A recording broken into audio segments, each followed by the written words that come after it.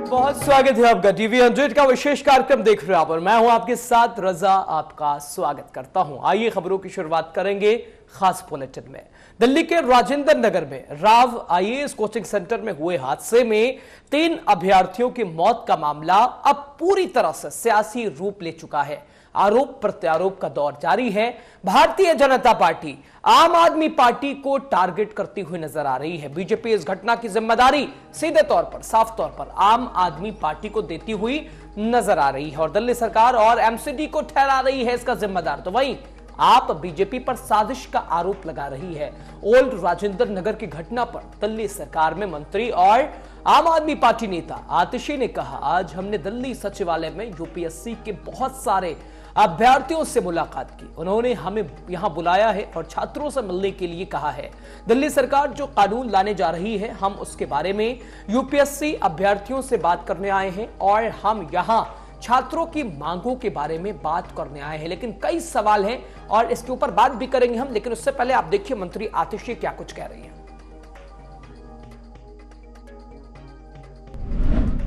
Interim inquiry की report आई जो मुझे 29 तारीख को दी गई। एमसीडी द्वारा भी एक प्रिलिमिनरी इंक्वायरी रिपोर्ट सामने रखी गई। 2 महत्वपूर्ण चीजें सामने आई इस एक्सीडेंट के पीछे। सबसे पहला, जो ड्रेन उस एरिया में वाटर लॉगिंग के लिए जिम्मेदार था, उस पर वहां के सारे कोचिंग सेंटर्स ने इंक्रोचमेंट किया हुआ था, जिसकी वजह से ड्रेन से पानी नहीं निकल पाया। मंत्री आतिशी को आपने सुना, आतिशी ने क्या कुछ बताया। अब दिल्ली के ओल्ड राजेंद्र नगर में हुए हादसे के बाद छात्रों के बीच फैला आक्रोश थमने का नाम नहीं ले रहा है। वहीं राव आईएएस कोचिंग के बेसमेंट में पानी भरने से 3 बच्चों की मौत पर सभी प्रशासन से गुस्साए हुए हैं। इस बीच बीजेपी की पूर्व सांसद और अभिनेत्री जया प्रदा ओल्ड राजेंद्र नगर में प्रोटेस्ट कर रहे बच्चों के बीच पहुंची और उनसे बातचीत की, लेकिन वहां मौजूद छात्रों को जया प्रदा की हमदर्दी पसंद नहीं आई। जब जया प्रदा ने छात्रों से बातचीत करने की कोशिश की तो उन बच्चों का जवाब मिला कि यहां आकर वो राजनीति ना करें। देखिए इस पर वहां वो पहुंची जया प्रदा और क्या कुछ कह रही है जया प्रदा, जरा आपको सुनाते हैं। मैं अपील करती हूँ कि दिल्ली सरकार से 1 करोड़ दिल्ली सरकार दे और केंद्र सरकार 1 करोड़ दे, ताकि बच्चों के लिए कॉम्पेंसेशन हो जाए।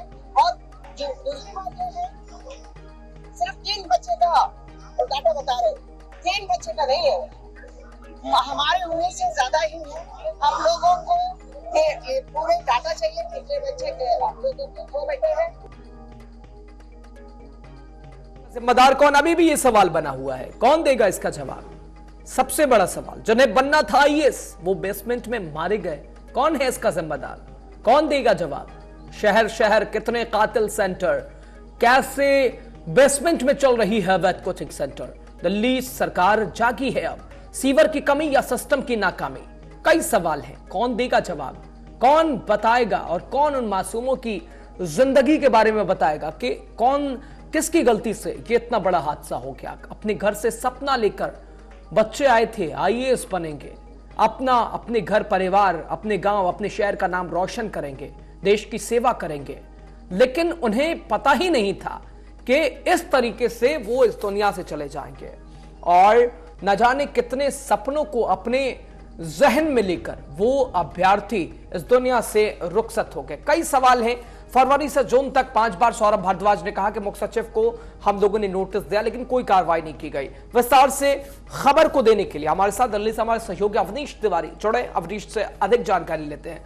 अवनीश, जिस तरह से तमाम गतिविधियां देखने को मिल रही हैं, आम आदमी पार्टी प्रदर्शन करती हुई दिखाई दे रही है, बीजेपी को वो टारगेट कर रही है, भारतीय जनता पार्टी एमसीडी और आम आदमी पार्टी को टारगेट कर रही है, मिला जुलाकर सवाल यही है, आरोप प्रत्यारोप के बीच कैसे मिलेगा उन मासूमों को न्याय, कौन दिलाएगा उन्हें न्याय, कैसे हम कह सकते हैं कि आगे ऐसी गलतियों का सामना न करना पड़े जिसका खामियाजा ये हो कि 3 आईएएस जो कि तैयारी करने वाले अभ्यर्थियों को दुनिया से रुखसत होना पड़े। कैसे इसका समाधान होगा अवनीश? बिल्कुल, अगर बात कर लिया जाए ओल्ड राजेंद्र नगर मामले की, तो लगातार इस मामले में आम आदमी पार्टी और भारतीय जनता पार्टी राजनीति करते दिखाई दे रही है। वहीं पे भारतीय जनता पार्टी आम आदमी पार्टी के खिलाफ लगातार जो है सड़कों पर उतर कर प्रदर्शन कर रही है। वहीं दूसरी तरफ आम आदमी पार्टी लगातार एलजी का इस्तीफा मांगते दिखाई दे रही है। वहीं अगर बात कर लिया जाए तो आम आदमी पार्टी और दिल्ली में मंत्री आतिशी ने आज जो है तो बच्चों से मिलने के लिए ओल्ड राजेंद्र नगर पहुंची, लेकिन वहां पे जो बच्चों की नाराजगी थी, बच्चों ने गो बैक करके नारा लगाया और उनको साफ तौर पे कहा कि अगर आप लोग यहाँ पे आ रहे हैं तो चुपचाप बैठना होगा और लमसम जो है उनके साथ पूरे दिन बैठना होगा, ना कि 10 से 15 मिनट बैठना होगा। इस तरीके से बच्चे ने साफ तौर पे कहा कि कोई भी राजनीतिक नेता जो है यहाँ पे आके फॉर्मेलिटी ना करे। लेकिन लगातार भारतीय जनता पार्टी और आम आदमी पार्टी द्वारा इस मामले को लेकर लगातार राजनीति देखने को मिल रहा है दिल्ली के अंदर। और साथ ही इसमें आज दिल्ली हाईकोर्ट की भी जो है सुनवाई हुई थी और दिल्ली हाईकोर्ट ने साफ तौर पे ये कहते हुए देखा गया कि दिल्ली हाईकोर्ट ने कहा कि जिम्मेदारी आखिर इस मामले में किसकी तय होगी, क्योंकि अगर बात कर लिया जाए तो एक दूसरे पे लोग ब्लैक गेम खेला जा रहा है दिल्ली के अंदर। वहीं साफ तौर पे दिल्ली हाईकोर्ट ने एक और टिप्पणी किया, उसने साफ तौर पे ये भी कहा कि एमसीडी अधिकारी से जो है नालियों की योजना बनाने के लिए कहेंगे तो ऐसा नहीं है कि वो उन्होंने नालियां नहीं बनाया होगा। लेकिन वही दिल्ली हाईकोर्ट ने ये भी कहा कि एमसीडी के तमाम जो अधिकारी हैं वो एसी के कमरे में बैठ कर उनको नहीं पता होता कि आखिरकार नालियां कहाँ जा रही हैं और किस प्रकार से दुर्घटना होती है। तो कहीं ना कहीं लगातार इस मामले को लेकर लगातार दिल्ली के अंदर जो है सियासत देखने को मिल रहा है। अवनीश, फरवरी से जून तक 5 बार सौरभ भारद्वाज ने मुख्य सचिव और अन्य अधिकारियों को नालों की सफाई के निर्देश दिए, फिर भी सफाई नहीं हुई। इसके परिणाम स्वरूप राजेंद्र नगर में ये घटना हो गई है। आम आदमी पार्टी की ओर से सफाई क्या घटना के बाद जो कार्रवाई जारी है एमसीडी की, दिल्ली सरकार की, क्या अच्छा होता अवनीश के समय रहते, अनहोनी होने से पहले सरकार जाग जाती और ये हादसा ना होता? हादसे के बाद हमारी सरकारें क्यों जागती हुई नजर आती है अवनीश?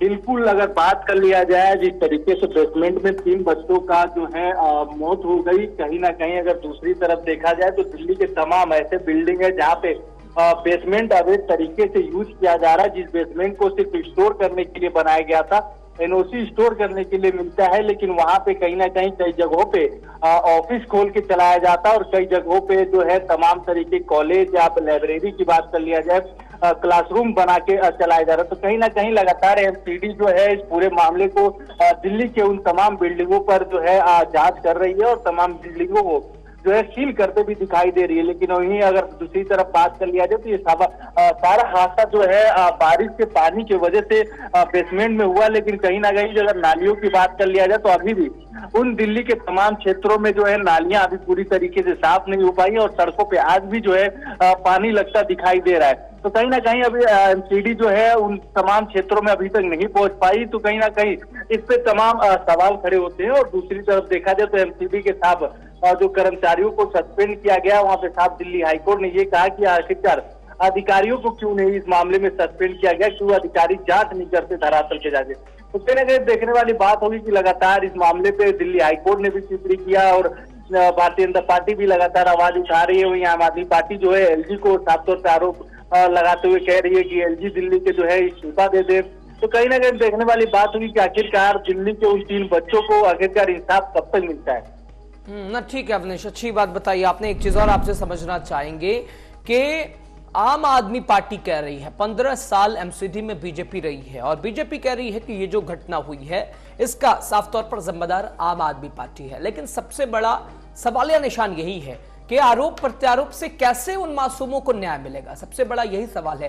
नुकसान तो उनका हुआ है, उन अभिभावकों का हुआ है, उन परिवार का हुआ है जिसकी भरपाई नहीं की जा सकती है।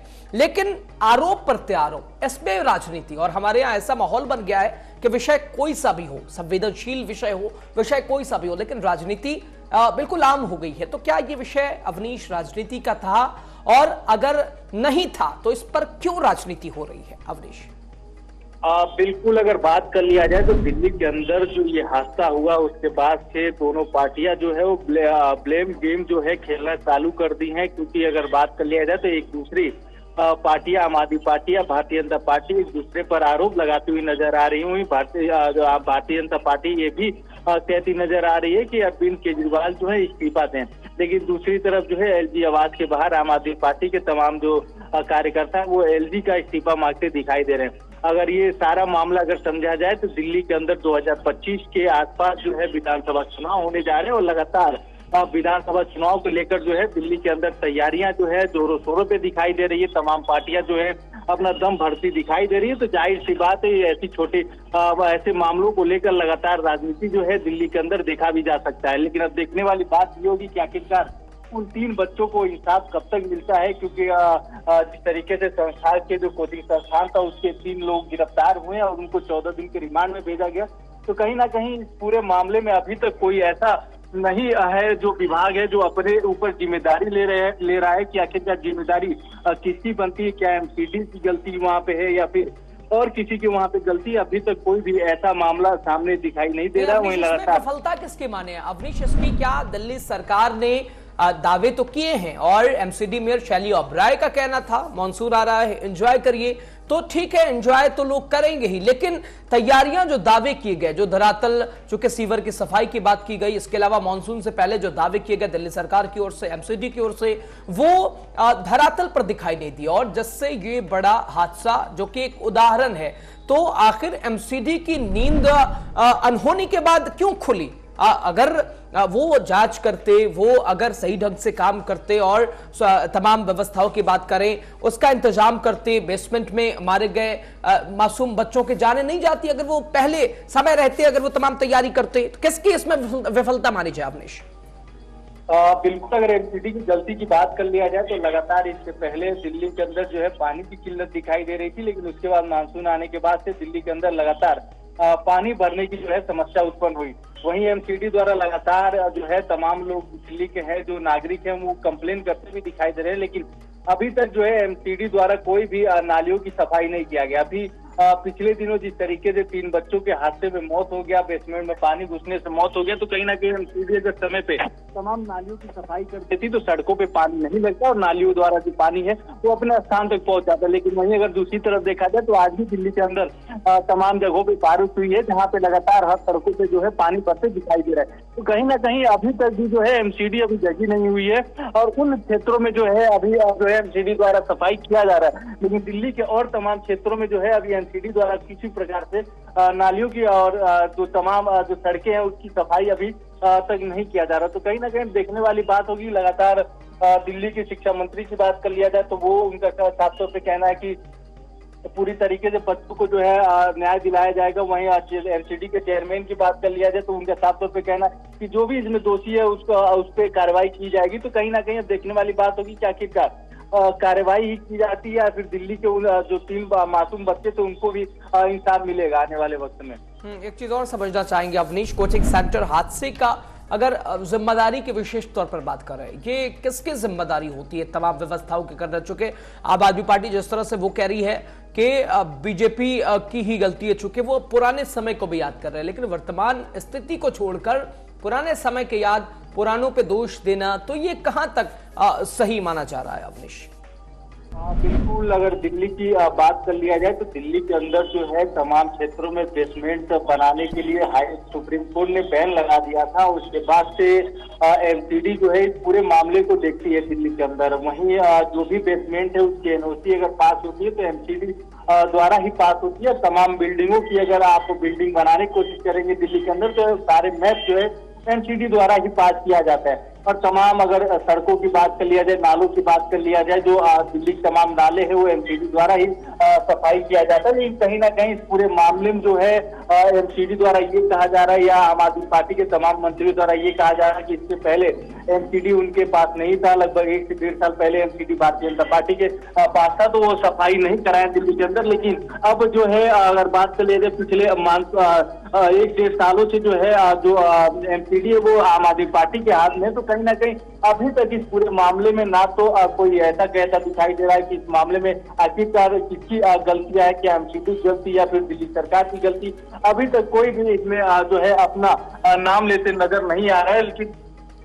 लेकिन ये भी देखा जा सकता है इस मामले में पूरी तरीके से दिल्ली हाईकोर्ट ने भी फटकार लगाया दिल्ली सरकार पे। एमसीडी पे भी फटकार लगाते ही उनका साफ तौर पे ये कहना है कि किसी एक को जो है इसमें जिम्मेदारी से होनी चाहिए। और ये जो लगातार दिल्ली के अंदर ऐसे घटनाएं होते हैं उसको कहीं ना कहीं ब्लेम गेम नहीं खेलना चाहिए और इस पे पूरी तरीके से ठीक है अवनीश, बहुत धन्यवाद, बहुत धन्यवाद अवनीश तिवारी, आप जोड़े दिल्ली से, आपने और तमाम जानकारी खबर को विस्तार दिया, आपका बहुत धन्यवाद। मिला जुलाकर डूब गए होनहार, अब भी होश में आ जाओ सरकार। चलिए खबर में आगे बढ़ेंगे। दिल्ली के